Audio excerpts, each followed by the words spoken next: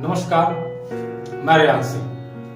26 फरवरी 2011 एक 7th class में पढ़ने वाले बच्चे ने दीवार पर अरबी में लिखा, इट्स योर टर्न डॉक्टर, और यही एक लाइन पूरे देश को गृह युद्ध की तरफ लेकर चला गया। हम बात कर रहे हैं सीरिया की, जो पिछले 13 वर्षों से गृह युद्ध में जूझ रहा है।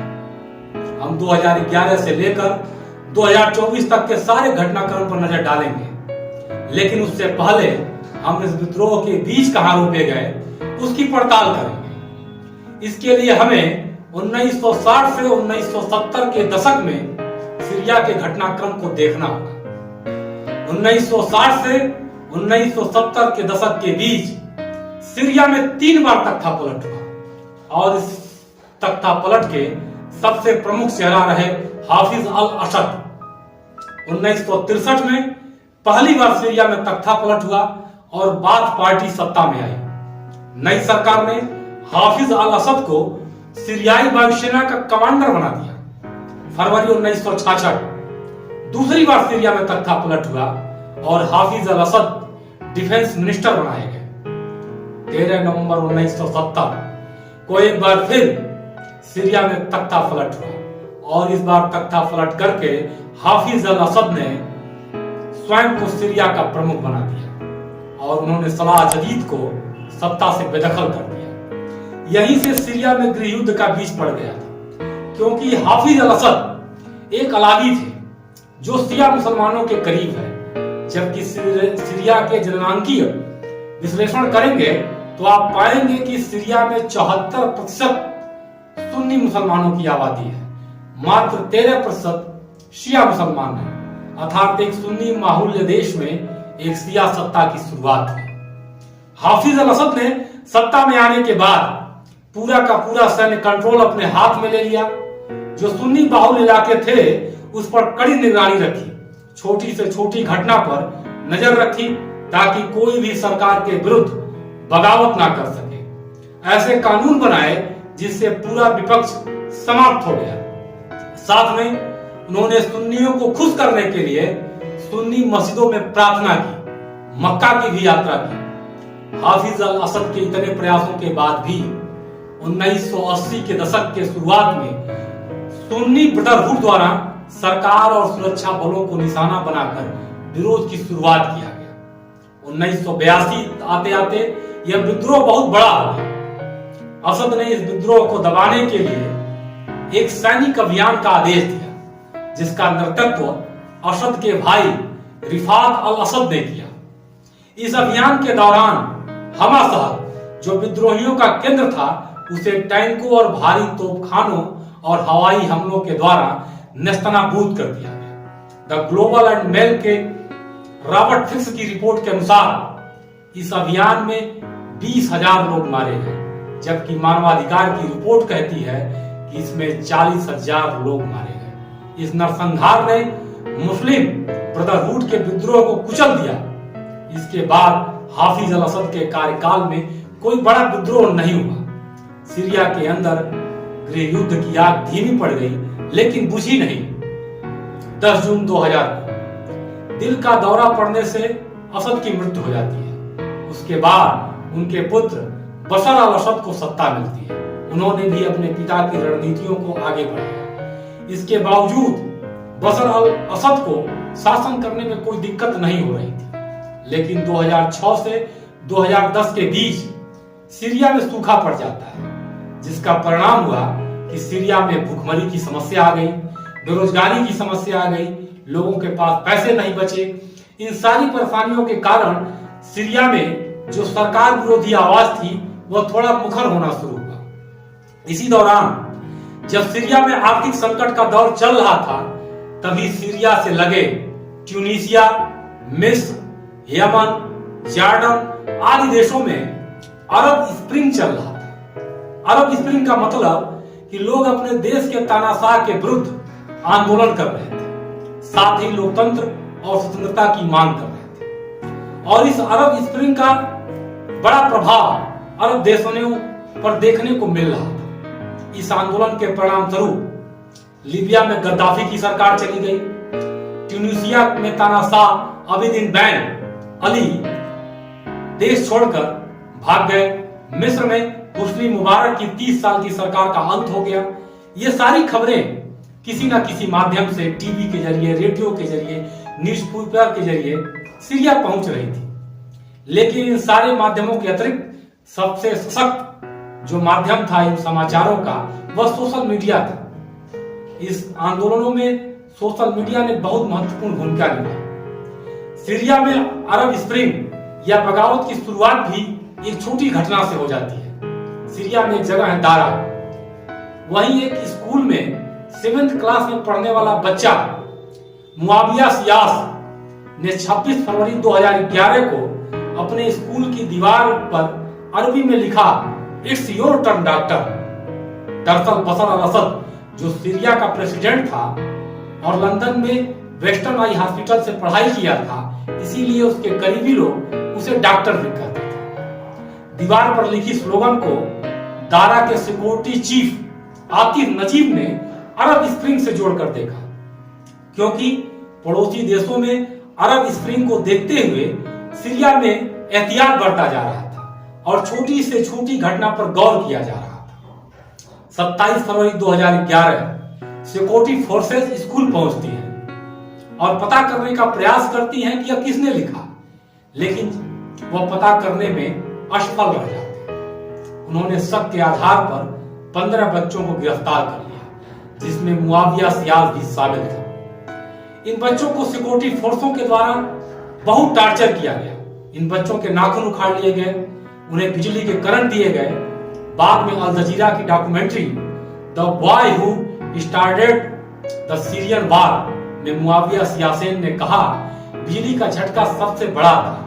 वह मुझे बाथरूम में ले गए, उन्होंने शावर चालू कर दिया और उन्होंने उस शावर के माध्यम से मुझ पर करंट चलाए। पानी जहां जहां भी गया मुझे झटका लगा। दूसरी तरफ इन बच्चों के माता पिता पुलिस के पास अपने बच्चों को छुड़ाने पहुंचे तो पुलिस ने उनसे कहा कि अपने बच्चों को भूल जाओ और दूसरे बच्चे पैदा करो।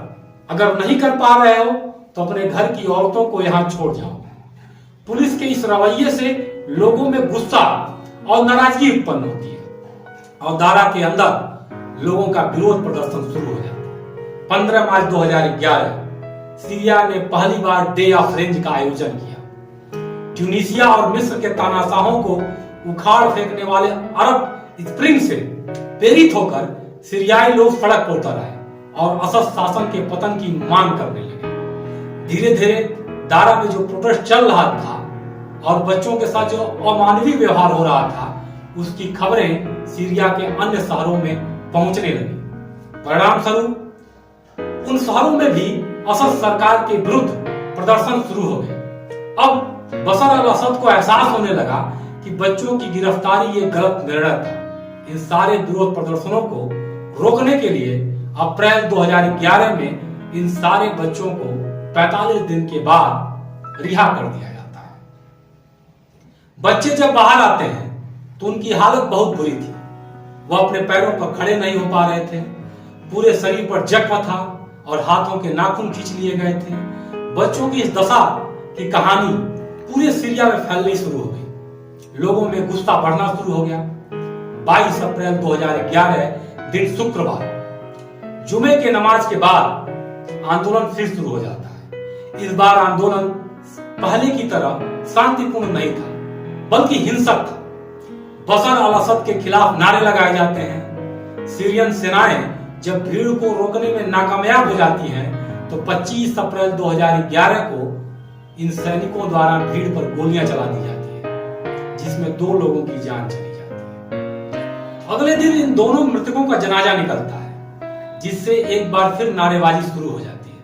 इस बार सेना ने विरोध से निपटने के लिए हेलीकॉप्टर और टैंकों का प्रयोग कर दिया। भीड़ पर अंधाधुंध गोलियां चलाई गई, जिससे बहुत सारे लोग मारे गए। बशर अल असद को लगा कि इस तरीके से वो आंदोलन को दबा देंगे, लेकिन हुआ इसके ठीक उल्टा। यह विरोध दबने के बजाय तेजी से बढ़ता चला गया। लोगों ने और मुखर होकर बशर अल असद की सत्ता को हटाने की मांग करने लगे। इसी के साथ सीरिया में गृह युद्ध की शुरुआत हुई। सीरिया के सुन्नी मुसलमान पूरी तरह से बशर अल असद के खिलाफ हो गए। बच्चे तक इस प्रोटेस्ट में जाकर शामिल हो गए। इसी बीच सीरियाई सेना के अपने ही कुछ सैनिक सरकार से बगावत कर आम जनता के विद्रोह में शामिल हो गए और इस बगावत का नेता बना रियाद अल अशद। इसी दौरान एक चार्टर्ड अकाउंटेंट जिसने कभी फाइटर पायलट की ट्रेनिंग भी ली थी, 29 जुलाई 2011 को फ्री सीरियन आर्मी की स्थापना किया, जिसका नाम महरूम था। इसका काम सीरियाई सेना से हथियार के साथ लड़ना और इसका उद्देश्य बशर अल असद की सरकार को हटाना था। इसने धीरे धीरे सीरिया के कुछ हिस्सों पर कब्जा कर लिया। इसका परिणाम यह हुआ कि जो सुन्नी बाहुल्य देश थे, उन्होंने फ्री सीरियन आर्मी को मदद करना शुरू किया। बहुत सारे ऐसे संगठन जो असद सरकार के खिलाफ थे, वो भी फ्री सीरियन आर्मी को मदद करना शुरू किए। इस तरीके से फ्री सीरियन आर्मी में फाइटरों की संख्या 1 लाख से ऊपर हो गई। इनकी संख्या 1 लाख से ऊपर तो हो गई, लेकिन इनके पास न तो ढंग के हथियार थे, न ही इनके पास कोई संसाधन था जिससे वह सीरिया की सेना का मुकाबला करते। इसी समय ISI Islamic state of Iraq जो आतंकवादी संगठन था, वह सीरिया में अपना नेटवर्क बढ़ाना शुरू करता है और सीरिया सरकार के विरुद्ध फ्री सीरियन आर्मी को सपोर्ट देना शुरू करता है और इसने अपना नाम ISI से बदलकर ISIS यानी कि Islamic state of Iraq and Syria कर लिया। इसके लड़ाके भी अलग अलग रास्तों से सीरिया पहुंचने लगे। धीरे धीरे यह गुरिल्ला युद्ध के द्वारा सीरिया के कुछ और हिस्सों पर कब्जा कर लेते हैं। यह सब चल ही रहा था। उसी समय सीरिया के उत्तर पूर्व में कुर्द समुदाय के लोग रहते हैं। वह बहुत पहले से कुर्दिस्तान की मांग कर रहे थे। कुर्दिस्तान की मांग करते हुए उन्होंने उत्तर पूर्व के कई हिस्सों पर कब्जा करना शुरू कर दिया। अब सीरिया सरकार को 2 फ्रंट पर लड़ना पड़ रहा था। एक तरफ फ्री सीरियन आर्मी थी, दूसरी तरफ कुर्द लड़ाके थे। सारी घटनाक्रमों के बीच अन्य देशों की भी एंट्री हो जाती है। जो सुन्नी बाहुल्य देश हैं जैसे सऊदी अरब, कतर आदि, वे बशर अल असद के खिलाफ फ्री सीरियन आर्मी को सपोर्ट करना शुरू कर दिया। उसे हथियार तथा अन्य संसाधन मुहैया कराना शुरू कर दिया। ईरान जो शिया बाहुल्य कंट्री है, उसने बशर अल असद को सपोर्ट करना शुरू किया। बशर अल असद के संबंध रसिया से भी अच्छे थे, तो रसिया ने भी बशर अल असद के सैनिक और अन्य जरूरतों को पूरी करनी शुरू कर दी। रसिया की एंट्री के कारण अब इसमें अमेरिका की भी एंट्री हो गई। अमेरिका भी इस युद्ध का हिस्सा बन गया। CIA ने फ्री सीरियन आर्मी को हथियार और प्रशिक्षण देना शुरू किया ताकि वह सीरिया सरकार के विरुद्ध लड़ सके। इस तरीके से सारी कंट्रीज अलग अलग गुटों में अप्रत्यक्ष और प्रत्यक्ष रूप से सीरिया के गृहयुद्ध का हिस्सा बन गए। इसी दौरान 18 जुलाई 2012 का दिन था। रवादा स्क्वायर में सीरियन गवर्नमेंट की बैठक चल रही थी। इस बिल्डिंग को फ्री सीरियन आर्मी ने ब्लास्ट करके उड़ा दिया, जिसमें सीरिया के डिफेंस मिनिस्टर दाऊद राजिया और असद के बहनोई आसिफ की जान चली गई। इस घटना के बाद बशर अल असद ने विद्रोहियों पर बड़े पैमाने पर अटैक किए, लेकिन इस अटैक का विद्रोहियों पर कोई ज्यादा प्रभाव नहीं पड़ रहा था, क्योंकि उन्हें बाहर से भारी मात्रा में सपोर्ट या हथियार मिल रहे थे। सीरिया की सरकार को जब बड़ी सफलता नहीं मिल पाई तो उन्होंने एक बड़ा निर्णय लिया। 21 अगस्त 2013 दिन के 2:30 बजे और फिर उसी दिन शाम के 5 बजे सीरिया की सेना ने विद्रोहियों पर केमिकल वेपन का इस्तेमाल कर दिया। इसका परिणाम हुआ कि लाइन से लाशें बिछी। यह एक बड़ा वार क्राइम था। बशर अल असद की सरकार का पूरी दुनिया में आलोचना शुरू हो गया। यह मामला संयुक्त राष्ट्र में भी गया, लेकिन वहां बशर अल असद के पक्ष में चीन और रसिया ने वीटो कर दिया। केमिकल वेपन के हमले के बाद अमेरिका ने सीरिया में डायरेक्ट एयर स्ट्राइक किया। उसका कहना था कि वह ISIS के खात्मे के लिए ऐसा कर रही है। रसिया भी किसी भी कीमत पर असद सरकार को बचाना चाहती थी, इसलिए उसने अपना बेस सीरिया में बना लिया।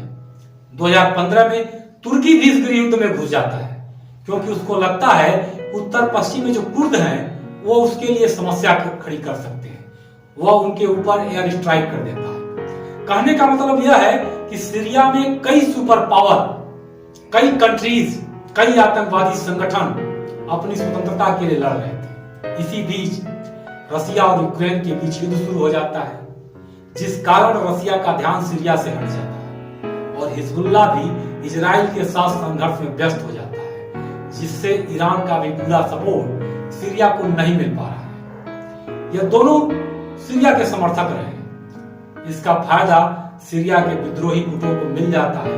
इसी का परिणाम है कि विद्रोही संगठन हयात तहरीर अल शाम ने 8 दिसंबर 2024 को सीरिया की राजधानी पर कब्जा कर लिया और बशर अल असद को देश छोड़कर भागना पड़ा। वह फिलहाल अपने मित्र देश रूस के शहर मॉस्को में शरण लिए हुए हैं। आज के लिए बस इतना ही। अगर आपको यह प्रोग्राम पसंद आया हो तो चैनल को लाइक करिएगा, सब्सक्राइब करिएगा। धन्यवाद, नमस्कार, जय हिंद।